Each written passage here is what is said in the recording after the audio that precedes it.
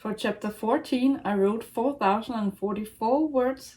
and for chapter 15, I wrote 4,065 words. So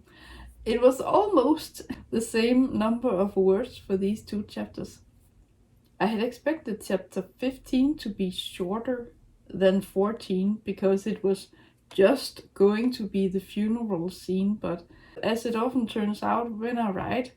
then I build on top of things and I expand scenes that I have in my mind, and then I kind of put something extra on. Maybe I shouldn't always do that, or I don't always do that, but in order to get into a scene or into a chapter, it's natural for me to find a kind of neutral place to start the chapter and then write from there, because sometimes I just want to make a kind of mini story in a chapter, so each chapter has its own beginning, middle and end.